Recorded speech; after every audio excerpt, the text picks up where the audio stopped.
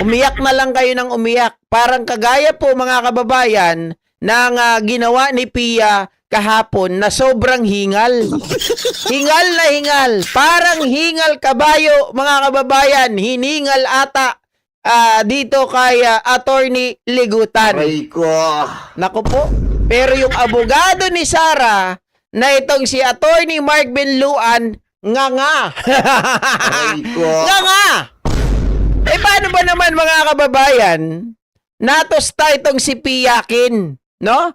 Si Attorney Benluan, patay mali siya. Tinanong ito mga ka-GP Natics, ano ba ang pagkakaiba ng warning sa threat? Ito po mga kababayan, medyo masarap pakinggan etong kanila pong talakayan. You want to do that now, Senator Judge Odila? Yes. Ay, sorry. Mali tayo. Yung isa pala.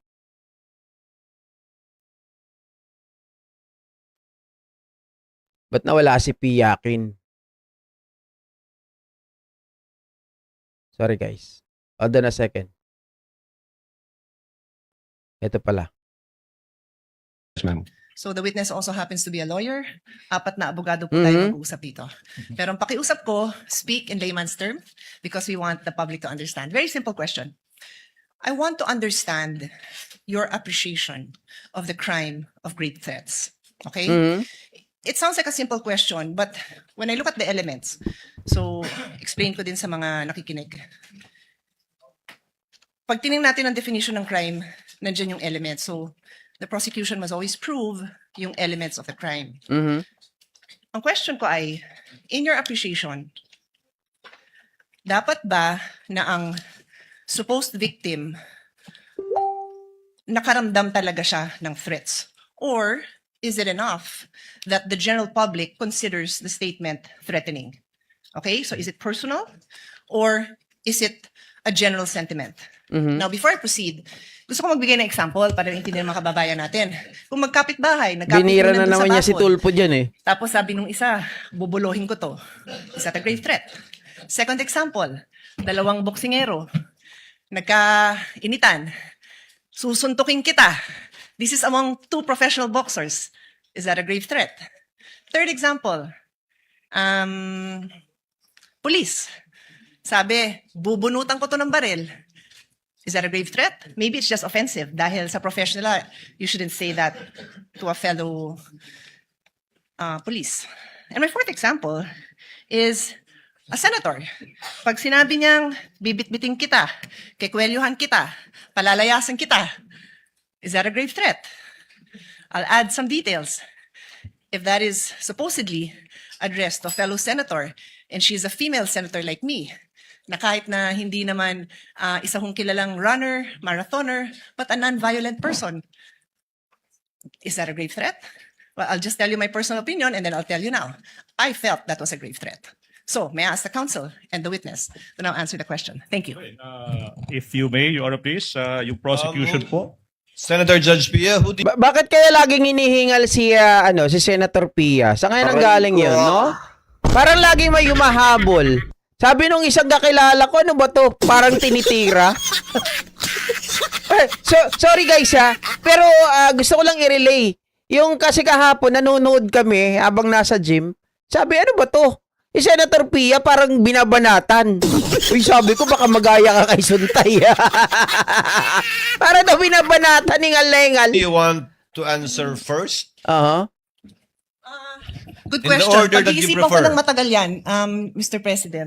I give you the decision on that one, Mr. President. Siguro prosecution kasi Yes po. sila naman ang kailangan mag-prove ng case nila. And then the witness and then the defense counsel. Again, an admonition from the chair without stating conclusions of fact and law that again is reserved for the impeachment court. You may state your opinions with respect to the elements of the Definitely. crime of grave threat specifically identified by the senator judge. And if I may, presiding officer, feel free to interrupt them if you feel that they have crossed the line, as I will. That's why I just want, I repeat my question, I want to understand your appreciation of the crime. You may Mr. President, will we allow them to cite jurisprudence? I leave it up to you. I just Opo. want to understand the appreciation kasi. Opo. What do you think? Doon sa particular pong katanungan yon ni Senator Judge Pia Cayetano na dapat ba may takot na naramdaman, correct me if I'm wrong, Senator Judge Pia, Yes. yung taong tinatakot o subject matter ng grave threats o pampublikong pagtanggap pa na nakakatakot yung mga sinabi niya laban doon sa taong tinatakot niya. Etong bagay na to mga kababayan, magagamit natin yan in the future. Okay? Napakamalaking bagay na itong si Attorney Ligutan ay nagbibigay po ng jurisprudence. Ano ang kaibahan nila ni Attorney Mark Binluan? Ano ang kaibahan nila ni Senator Pia Cayetano na sabi nila mga kababayan, saan daw galing to? Sa UP? Siguro a simple Oh. yes or no with a very short explanation would Opo. suffice, Mr. Presiding Officer. Attorney Ligutan, you have 2 Maraming minutes, salamat, please. Senator Pia Cayetano. Maraming salamat sa pagkakataon. Yung sagot sa tanong na iyan, yung sagot po ng prosecution, hindi po galing sa opinion ng aking mga kasama. Okay. Ito po ay isang decision. Okay. No less than the Supreme Court of the Philippines.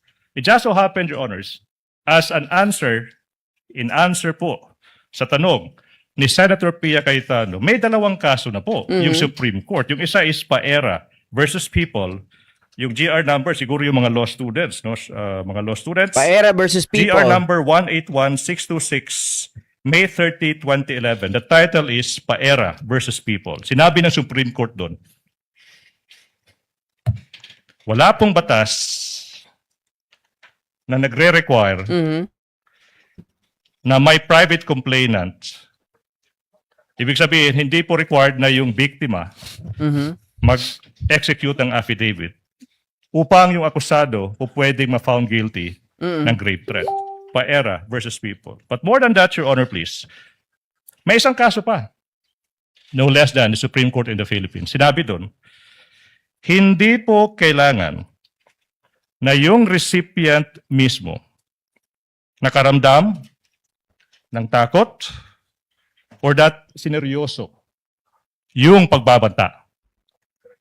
Your Honor, to repeat, etong sinabi ng Supreme Court, all that needs to be proven is that they were intended by the accused to have that effects. Yung sagot sa tanong, hindi po galing sa prosecution, hindi po opinion, galing mismo sa Supreme Court of the Philippines, Your Honor. Okay, thank you for that. So, Mr. President, can we now... If I may add, Senator Judge Pia, if I remember my memory aid correctly, there are only certain private crimes that need a private complainant. And most of these are personal crimes, such as concubinage, adultery, seduction, abduction, rape, and acts of lasciviousness.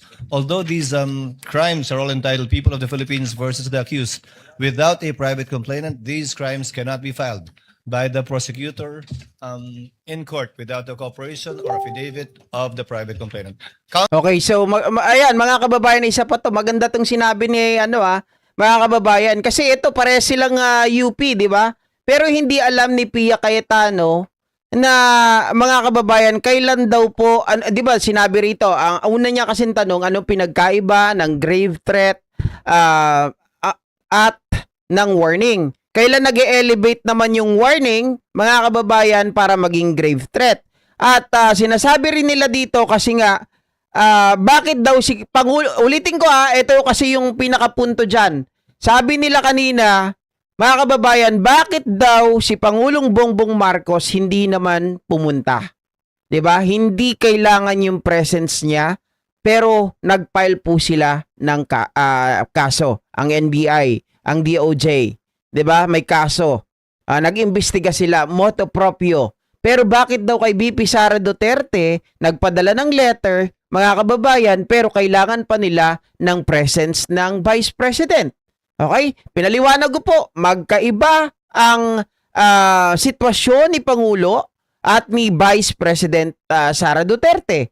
Kay Pangulo, mga kababayan, 'di ba, open source. Yung pagbabanta, makikita sa lahat.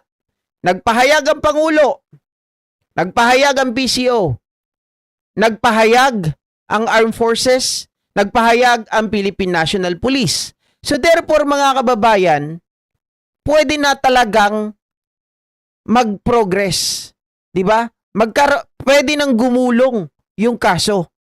Kasi nandun na lahat nakuha na nila, open source, di ba? Lahat-lahat, nag-imbestiga sila. Pero kay BP Sara Duterte, point blank, wala ka talagang makuha.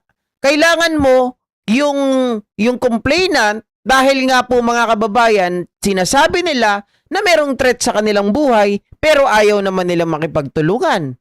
So paano natin malalaman? Unang-una, kung ayaw ng BP na ibigay yung mga detalyadong impormasyon, kung sino o ano ba yung sinasabi niyang may threat sa kanilang buhay, ngayon sa mga intelligent, di ba? Dahil may mga intelligent naman yan Pero wala din silang nakuha So paano yun? Magpo-progress ba yon? Ngayon, mga kababayan, ano pa yung mga bagay na hindi kailangan ng complainant? Bukod doon sa sinasabi ng NBI kanina. Binanggit ni Chis Escudero, concubinage, abduction, di ba? Act of lasciviousness, hindi kailangan ng private tawag dito, complainant. Sorry, my bad, mga kababayan. Ito ay nangangailangan ng present ng private complainant. Hindi pwedeng wala, mga kababayan. Di ba? Ulitin ko lang Sabi ni Cayetano, ay ni Escudero. Mismo. Nakaramdam ng takot or that sineryoso yung pagbabanta. Your Honor, to repeat, Ma'am Sylvia etong Coronel. sinabi ng Supreme Court, Ma'am Dolores. all that needs to be proven is that they were intended by the accused Ma'am Gloria to have Pao. that effects. Yung sagot sa tanong, hindi po galing sa prosecution, hindi po opinion, galing mismo sa Supreme Court of the Philippines. Your Honor. Okay, thank you for that. So, Mr. President, can we now ask If I may add, Senator Judge P, if I remember my memory aid correctly, there are only certain private crimes that need a private complainant, and most of these are personal crimes, such as concubinage, adultery, seduction, abduction, Adultery rape, pa and pala. acts of lasciviousness. Although these crimes are all entitled people of the Philippines versus the accused, without a private complainant, these crimes cannot be filed by the prosecutor in court without the cooperation or affidavit of the private complainant. Counsel for respondent will please reply to the query of Senator Judge Pia Cayetano. You also have 2 minutes, sir. All right. I will try to avoid making conclusions of fact and law, Your Honor, but I will answer in light of the facts of this case and leave it up to the discretion of this honorable court. Please, sir, you may proceed. It is our position Position. that the statements made by the Vice President were not threats in the first place. That's why we were categorizing it as response, a mere response to a Q&A. Number one. Number two, it was never aimed directly at BBM, FL, BBM. and the former speaker. In other words, had they not watched the video, for example, they wouldn't have known about it. Loading. Loading. So in other words, Your Honor, Loading. Aray ko. it is Nahihirapan na, nahihirapan. Aray ko. Ang hirap ba ipagtanggol? Ang hirap ipagtanggol ni Sara. Ako na lang magsasabi, Sara. Igaganti ko lang si PBBM, Aray di ba? ko. Mga kababayan, ito ang point natin dito. Jurisprudence versus opinion, di ba? Opinion lang Aray ko. Opinion lang sa kanila So sino dito ang mas mabigat? Jurisprudence or opinion nila? 'Di ba? Sabi niyang ganoon, ayaw ko magbigay ng mga pahayag tungkol diyan sa mga bagay-bagay na 'yan, pero yung sa amin yung position. Sorry. ano ko pa, level up ko pa. Position versus jurisprudence. When you say position, mga kababayan, nandun na kaagad yung bias. That, nagiging bias ka kasi kliyente mo yun. 'Di ba? Sa tingin ninyo na yun ay pagsagot sa Q&A, response sa Q&A. But then again, mga kababayan, if you are smart enough, 'di ba? Jurisprudence ang kalaban mo. Ibig sabihin, may precedent na. Nangyari na, may GR number. 'Di ba? Iyan na yung lumabas na court ruling. Oh, hindi mo kailangan pag sa grave threat, hindi kailangan ng complainant magpunta doon sa, 'di ba? Hindi kailangan ng complainant pumunta doon. Lalong-lalo na ito, mga kababayan. O may motu proprio sila. At saka ang grave threat, hindi po nangangailangan na kailangan maipakita mo po na mayroong kinuntratang assassin na kailangan ipakita mo yung kontrata. Ang grave threat, hindi mo kailangan ipakita kung sino yung kinontrata. The mere fact na ito po ay sinabi mo at hindi mo itinanggi sa pangalawang pagkakataon, mga kababayan. 'Di ba? Yan nga daw sabi, admission.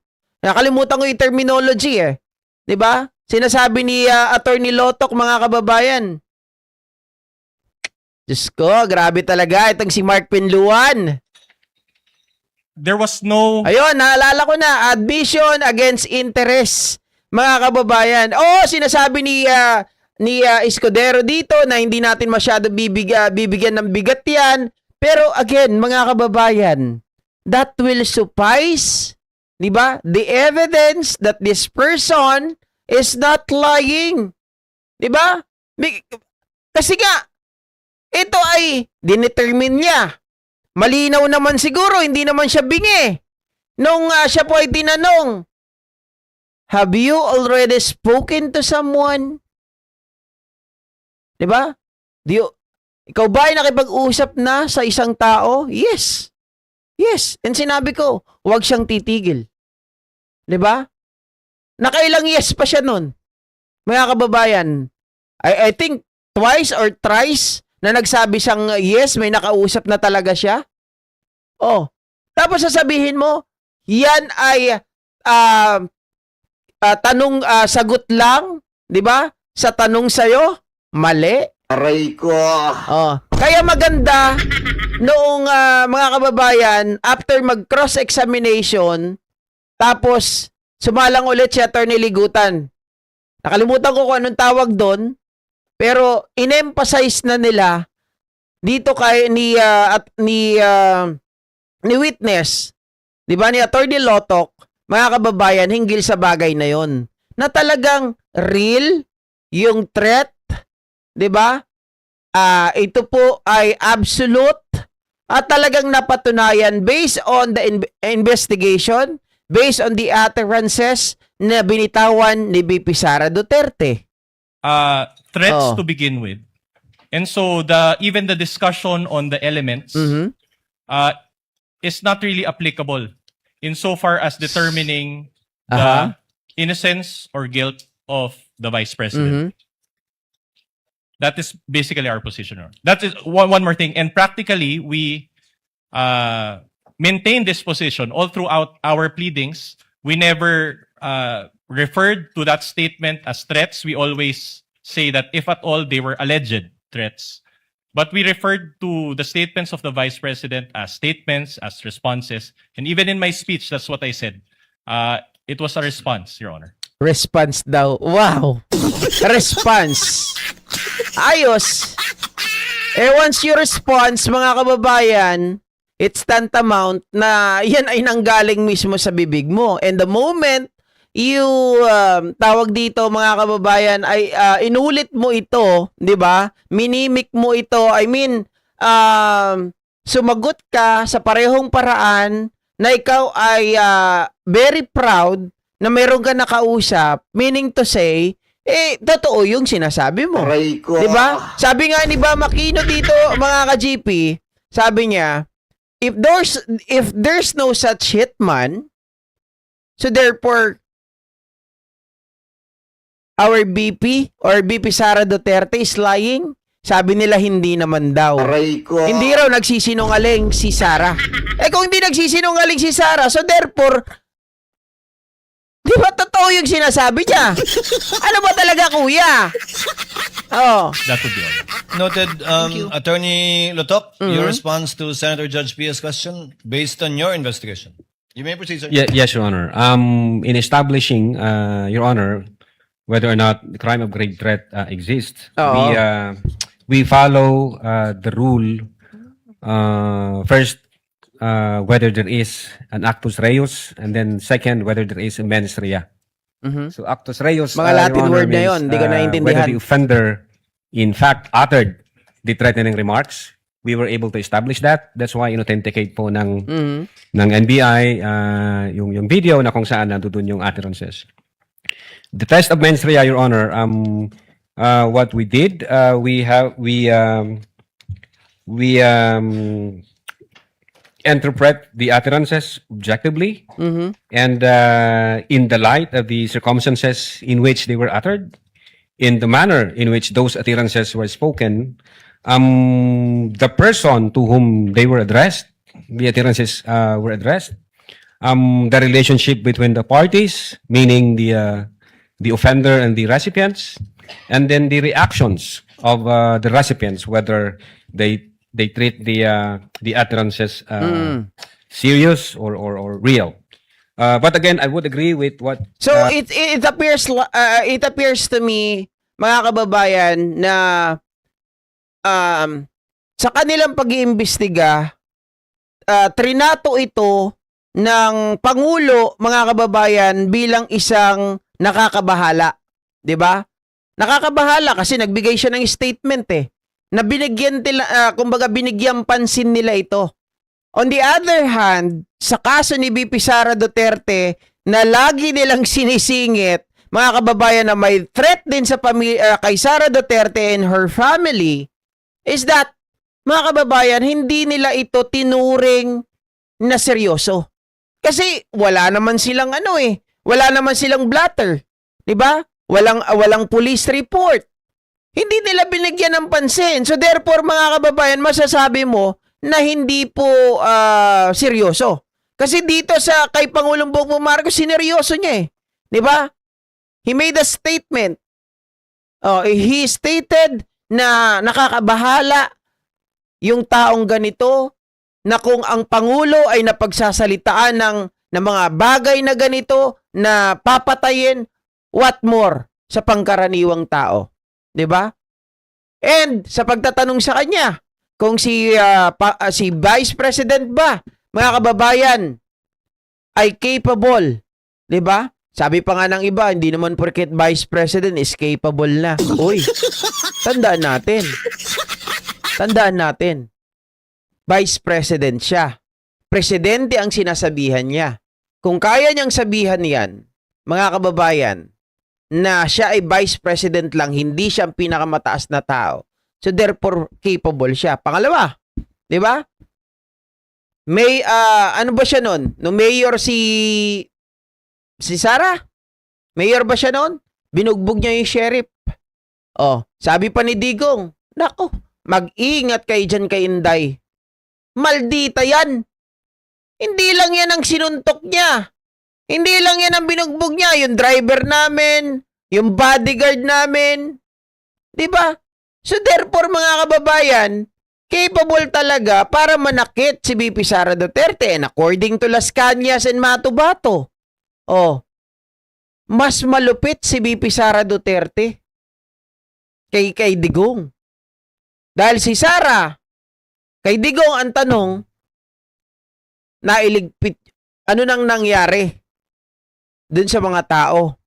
Pero kay Sara, naibaon nyo na ba? 'Di ba? Mga kababayan, ano yung pagkakaiba nun? Kay Digong, kumbaga tinatanong niya pa lang kung napatay na ba?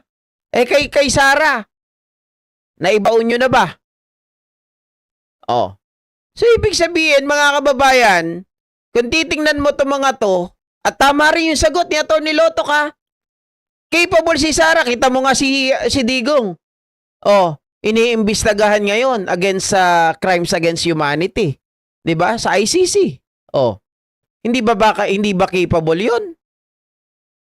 Attorney Ligutan said, in fact, ang basis po namin dyan, yung Garma versus People. Mhm. Ang isa ho doon sa sinabi ng Garma versus People, hindi ho Jurisprudence kailangan na ma-intimidate o itrato ng recipient na seryoso yung threat na yan. Ang sufficient na maipakita lang na yun yung intensyon ng offender, na ma-intimidate at i-treat na seryoso yung utterances or threatening remarks na ginawa niya. Yun po yung naging basihan po namin, Your Honor. I hope that satisfies Senator Judge Pia Cayetano. Mhm.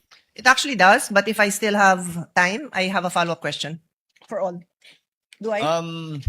Well, anyway, everyone went over time, so since my bell hasn't No, you rung- don't, but you can ask your final question, Madam. Yeah, just a quick follow-up.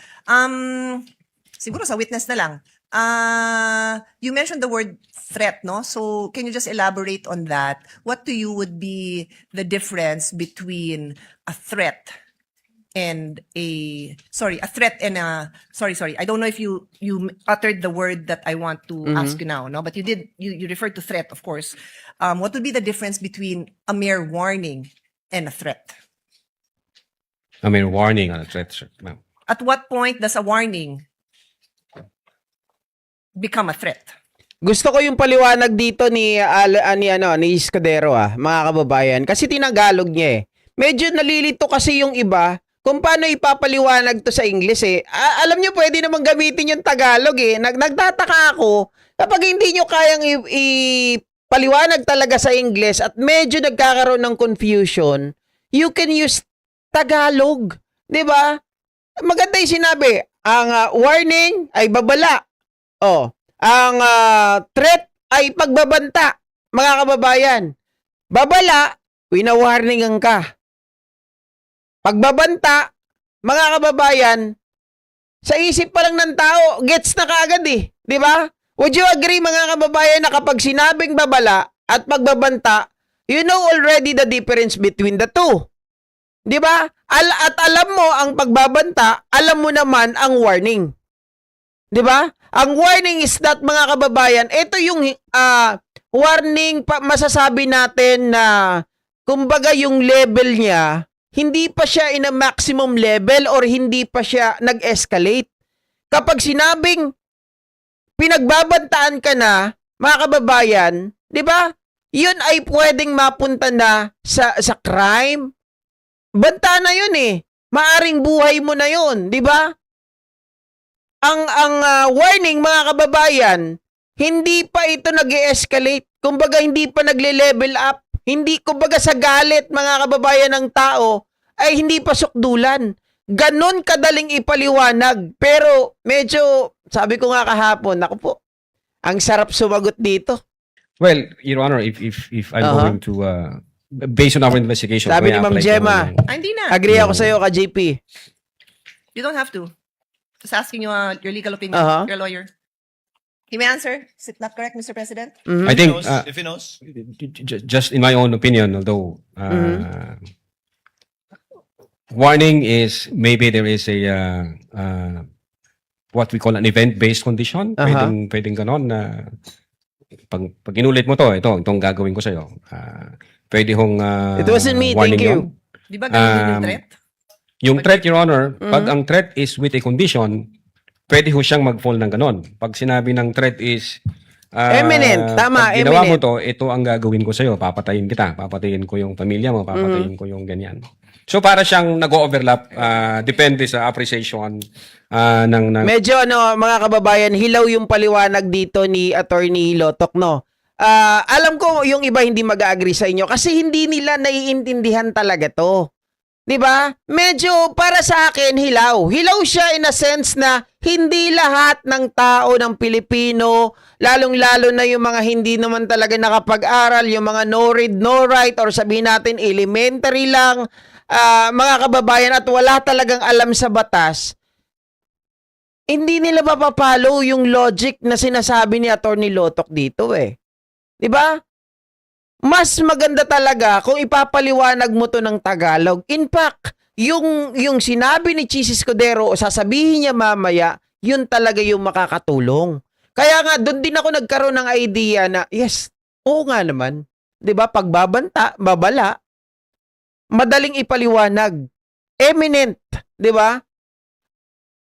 Kumbaga sa babala yung warning na yan mga kababayan, sa galit mo wala pa kumbaga hindi ka pasok dulan Pero kapag pagbabanta na yan mga kababayan, isang pagkakamali mo na lang ay sigurado, 'di ba? Mag-escalate na ito sa maaring pagpatay or buhay na ang kapalit. 'Di ba? Ganun lang kadali yan Medyo ako dito. Sorry, pero kahit hindi kayo agree sa akin, gusto magpakatotoo, hindi masyadong na-please ni Attorney Lotok dito sa kanyang paliwanag na to. Maybe, mga kababayan, off guard siya at that time doon sa tanong sa kanya ni Pia. Pero sabi ko nga, ang pinakamagandang gawin dito, Tagalog. Pero, mga kababayan, yung kanyang sagot naman yan, ay okay lang. Wala naman problema yan kasi yung merito, nasagot niya naman talaga. Pagdating po doon sa usapin ng bakit ninyo tinuring itong threat. Dahil paulit-ulit niyang sinasabi, naiinis na nga itong si Attorney Binluan sa kanya dahil ine-express niya, ine-emphasize niya palagi na yung utterances nitong si BP Sara Duterte and inulit niya pa on tawag dito, succeeding interview, di ba? For us ng investigator, Your Honor. But insofar as the NBI Cybercrime Division is concerned, what we did is Ma'am we Berna Villapuerte, established shout the out. elements of the grave threats based on the surrounding facts and circumstances, and then we conclude that indeed nag-violate ho ang ating Vice Presidente. Attorney Lotok, Ito yun. warning in Filipino is babala. Oo. Yes, opo. Threat in Filipino is banta. Yes, opo. Kaya di ba, babala, bawal magtapon ng basura dito. Warning. Pwede po yun, sir. Di ba? Ang tanong ni Senator Pia, kailan nagiging banta yun? Well, depende sa konteksto siguro, Your Honor. May warning din po kasi na I warned you. Sasabi ko, pag inulit mo to, ito nang mangyayari sa'yo. May konteksto ho na ganun, Your Honor. Na talaga. somehow nag-overlap siya doon sa elements ng grave threats na conditional. Na, Yung overlap, hindi yan na sinabi masyado na, nakukuha. pag ito ang nangyari, ito ang gagawin ko sa'yo. So, Ma'am depende Lorena. ho sa konteksto, Your Honor. Simon Belete. So depende sa konteksto, sa delivery, sa taas ng boses, gaano kagalit, may kapasidad. Yes po. Maraming bagay. Yes po, Your Honor. Senator Judge Pia? Yeah, so in other words, Your witness? it depends on the circumstances surrounding the incident or at the time that Yes, the yes, ma'am. utterance was made. Yes, ma'am. Okay, so laging contextual. Okay, maraming salamat sa lahat. I just want to emphasize na, Mr. Presiding Officer, I posted my question to each of the counsels and the witness precisely so that tayo masabihan na may bias. Isa lang yung binibigyan natin ng opportunity to explain their side. I really genuinely just wanted to know what their appreciation of the definition of grave threats is. Thank you so much. Pero mo, Pia, abogado ka, from UP pa naman, di mo naiintindihan yun. Aray ko. Kailangan pang itanong mo sa kanila, Diyos mio. Pero mga kababayan, bago tayo magtapos, may second na may second round tayo, no? Pero bago tayo magtapos dito, may gusto lang akong sabihin sa inyo. Kasi kahapon, syempre mga gymmates ko, nag-uusap-usap kami yan. Sila walang bias. Wala silang bias. Pero dahil syempre pare-pares kami nakikinig, mga kababayan, plinas pa nga namin dun sa TV para lahat iisa lang yung iba nga naiinis na kasi syempre wala naman silang hindi nila pinakikinggan to, wala silang pakialam, gusto lang nila yung sound. Kami sa TV, mga kababayan, ito yung pinapanood namin. Syempre naka-vlog ako kahapon, 'di ba? Aray ko. Ayan. Ngayon, tinatanong ko sila, ano sa tingin ninyo ang poll ng bayan? Sa ganitong nangyayari, nakaka-attract ba ito or nakaka-convince ba ito, sa paglatag ng mga ano, ito gusto ko sagutin nyo sa paglatag ng mga ebidensya, sa paglatag po, 'di ba technical pa lang naman ito 'di ba? Technical tapos yung investigasyon. Sa paglatag ng mga ito, nakakapag-convince ba ito ng tao to say na itong si Sara Duterte ay dapat talagang makonvict, na meron talagang betrayal of public trust, na dapat po talaga siyang ma-impeach? 'Di ba? 'Yun ang tanong ko. Sa tingin nyo ba, mga kababayan, tanggalin nyo muna yung konting pagiging bias nyo. Kung kayo ay walang biases, hindi kayo DDS, hindi kayo ano dito sa gobyerno, talagang nasa gitna lang kayo, you are a pro-Filipino.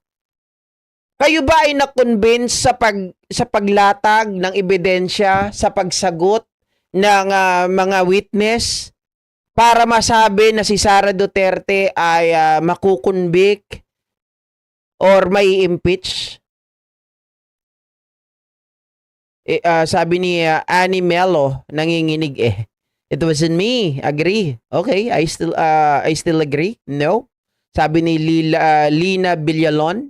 Hindi, I want you, gusto ko maging kayo truthful kayo guys Huwag kayo maging bias. Okay lang sa akin yan. There's no right and wrong answer. Okay? Ma'am Lina, ba't mo mabinura? Huwag mo nang burahin. Okay lang yan. Okay lang. Kasi gusto kong marinig, mga ka-GPNatics, kasi ito, kumbaga kahit papano, iparating natin sa kanila na give us more. 'Di ba? Kailangan bloodbath. Kailangan talaga maging matigas kayo. 'Di ba? Ipakita natin na talagang our evidence is strong enough para talagang matanggal si VP Sara Duterte, ma-impeach, ma-convict. Ganun ang gusto natin. Kaya ko po kayo tinatanong kasi ako mismo, guys, honestly, si Mark Calilong, medyo okay ako Talagang, ano siya, poker face. Pero, very steady. Very steady. Kay Attorney Lotok, okay naman. Kaya lang nakukulangan ako lalong-lalo na doon sa mga errors, sa mga typos. 'Di ba? Medyo oo mga kababayan.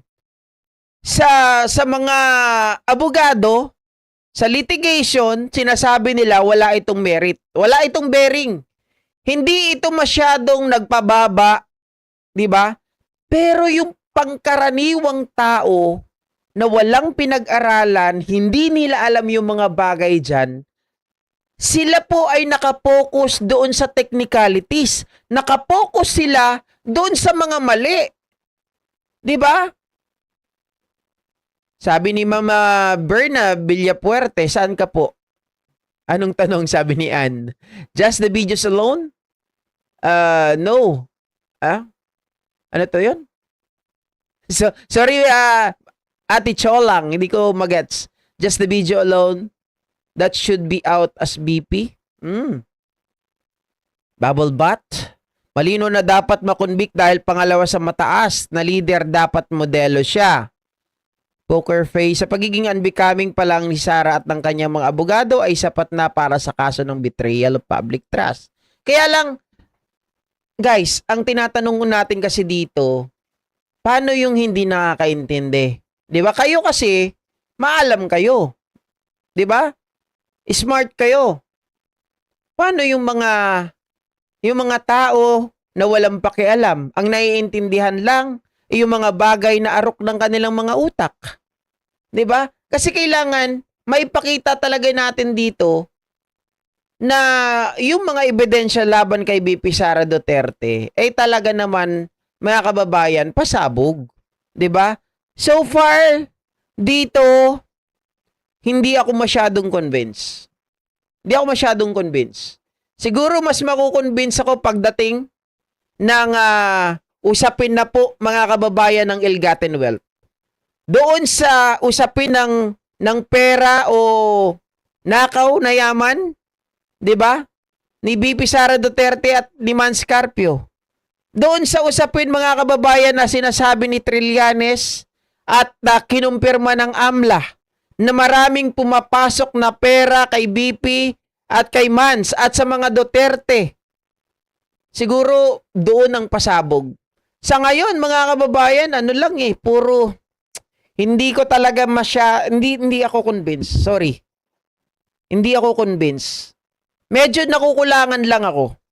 Kasi hindi natin nadikdik Kumbaga, nadikdik natin sa aspect po ng mga litigation, ng mga lawyers, yes. Pero sa pangkaraniwang tao, sabi ko nga po sa inyo, ang nandun kahapon sa gym, siguro mga 70 kami.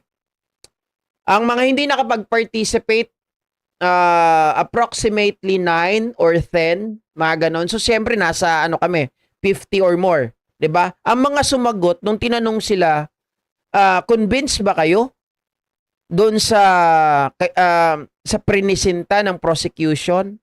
Kung paano sila magpresenta ng kanilang mga witness ng ebidensya? Alam mo ang sagot nila? Tayo na nakakaintindi, convinced. Pero paano yung hindi nakakaintindi? Hindi nila alam yung mga terminologies. Hindi nila alam yung mga pinagsasabi ng mga abogado, straight English. So kailangan siguro Tagalogin natin. 'Di ba? Kagaya po nung binabanggit natin kanina. Yung paliwanag ni Escudero mas maliwanag doon sa paliwanag ng witness natin. So dapat, mga kababayan, yun ang puntuhin natin. Yun ang puntahan natin. Yung mas madaling maintindihan to convince the Filipino people, lalong-lalo na yung hindi po mga nakapag-aral. 'Di ba? Oh. Sabi ni Ann, for now, more hearsay, yung iba, yun lang, kawawa, to longest na DDS. Agree with you, GP, sabi ni Lina Villalon. Gemma Raza, correct. We need to see and hear the real truth at direct to the point. No going around the bush. Sabi ni Ma'am Lina. Correct. I totally agree. Kasi, mga kababayan, sa sobra... eto pa, yung narinig ko kahapon. Buti na lang binanggit mo yung direct to the point. No going around the bush. Kasi, sabi nila, ang tagal ng trial, paulit-ulit, di ba? Kung saan-saan na tayo nakakarating, wala pa rin kami naiintindihan. Hindi pa rin ninyo talaga madikdik si BP Sara Duterte. Kailangan, mga kababayan, Tagalogin nyo. 'Di ba? Para mas makuha natin yung damdamin ng mga kapwa natin Pilipino. 'Di ba? Ate Cholang, I get your point. Yeah, siguro dapat gawin nila na pag-explain in layman's term. That is correct. 'Di ba? Para mas madaling maintindihan. Iikot-ikot lang ang ginagawa ng defense. Correct. Actually, kaya maraming nabuboring Maraming nabubuwisit kasi nga paulit-ulit. Tapos hindi pa naiintindihan ng tao, wala na.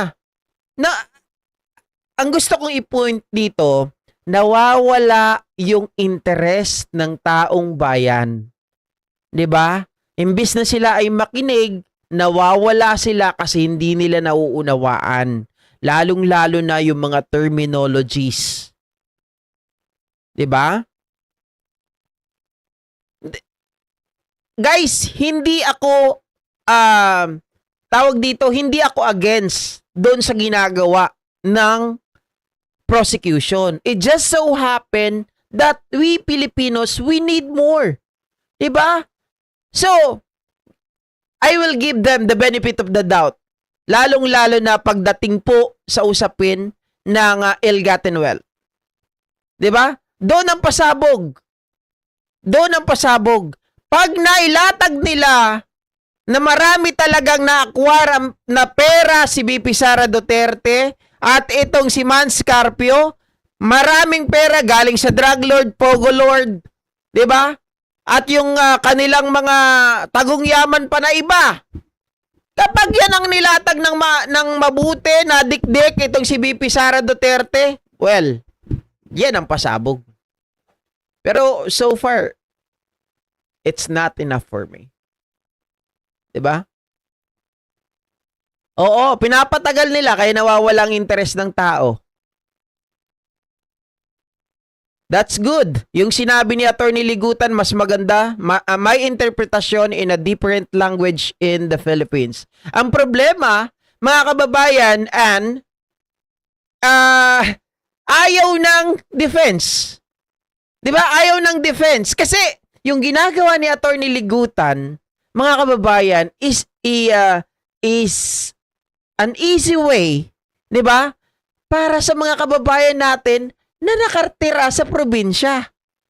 Lalong-lalo na yung mga Bisaya. Di ba? Kasi, nauhuli nila, naiintindihan nilang ibig sabihin eh. Pero, pinigilan po yan ng defense. Yan ang mali. Pero, totoo naman eh. Pag sinabi mong Tagalog, hindi yan yung Tagalog kagaya ng pagsasalita ko.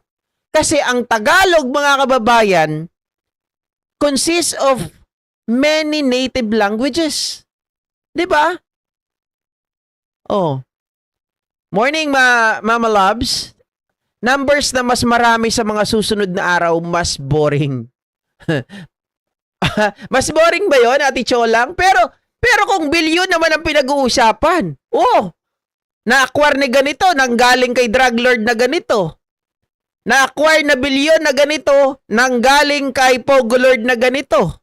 Palagay ko, mas magiging interesado ang tao. Pero, it depends, again, it will depends on how they present the evidence. 'Di ba? Lalong-lalo na po, mga kababayan, pagdating sa after ng cross-examination. Boss GP, sa palagay ko ay testing the water ang ginawa ng prosecutors. Para malaman nila ang strategy ng defense, walang masyadong documentary evidences dito sa Article 4. At saka puro technicalities lang din ang ginawa ng kalaban, di ba? Sa part ng defense, sila ang nagpaulit-ulit kaya na boring na din mga senator judge. Okay? Ayun. Salamat po sa inyong mga sagot, mga kababayan. At teka lang, anong oras ba ang start ngayon ng trial? 10 o'clock ba? Tama ba yung narinig ko kahapon? Kayo ata yung nagsabi na 10 o'clock. 'Di ba? Pero ano tayo? Second batch. Aray ko. 'Di ba? Start ulit tayo, guys. 9:45. 9:45 po. Ulit tayo. Ang nangyari, parang pagalingan ng English, palaliman para di maunawa ng mga viewers. Aray ko. Di ba, Sir Danny Taling? Tama naman yun, pero parang gusto kong mga kababayan, diretsoy na kaya natin, no? Dapat kasi Tagalog na lahat, minsan na lang English magsalita. Para maintindihan din ni Robin. Aray ko. Kuya, bye. Oy, JP, mas mabilis kami umintindi ng English kaysa sa Tagalog. Hindi ko naman Teka lang, may na-offend ata ako Don't get offended. I'm pertaining in general. 'Di ba? In general. Kuya Bay, kayo nakapag-aral. Paano yung mga nasa bukid? Paano yung mga hindi nakapag-aral? Hindi lang kayo yung sinasabihan ko. In general to, sa lahat ng mga Pilipino. 'Di ba? Don't get offended, guys. Alam nyo naman, hindi ko mean na kayo ay 'di ba? Kutsain dahil ako, mga kababayan, hindi rin naman ako nakapagtapos. Second year college lang ako. 'Di ba? Kasi hindi ko na kaya talaga suportahan. Nakatikim ako ng pera, naging mukha ng pera ako. Tuloy-tuloy na ang trabaho, hindi na ako bumalik sa eskwelahan. 'Yun ang isang bagay na pinagsisihan ko, in fact. 'Di ba? GP, may power ba si Escudero na direct to the point na? Hindi eh. Hindi siya pwede magsabi. Pwede magpaalala. But then again, mga kababayan, it depends kasi. sa strategy ng prosecution at the same time ng defense. Ang ginawa ng defense, mga kababayan, pinaulit-ulit nila, 'di ba? Para maging boring. Tapos may mga mga segue nila na according to you. Mga ganon, 'di ba? Oo, mapapawaw ka dito kasi pave ang math. Okay. Taglish okay na po, pero yung mga iba need talaga pure Tagalog. Correct. Nagtampo tuloy GP. Di naman boss JP okay lang? Yes sir GP, paano yung nahihirapang intindihin ang English language? Correct, di ba? Oh. Tama ka doon na ka-GP, iintindi naman ako ng English pero mas okay pag Tagalog na. Ako, sa pagkakataon lang naman na to, di ba? Ibang usapan kasi to guys eh. Ang buong Pilipinas, ang 115 million Pilipinos ay nakikinig. Even, okay lang kung mga ibang bansa nakikinig sa atin. Mga foreigner, walang problema. They can easily catch up. But how about those Filipino people, 'di ba? Na hindi man lang nakatungtong sa elementarya. Oh. I agree with you, dapat native language dahil hindi lahat educated. Photographic error at objection ang depensa ng mga mamahalin at mga sikat na apilyedong abogado ni Lustay. Sabi ko nga po sa inyo, yan lang ang leeway ng mga may hina ang depensa. Aray ko. Diba? Yeah. Para sa benefit po ng marami. Para mas maintindihan ng karamihan. Hindi po ba? Oh. Okay?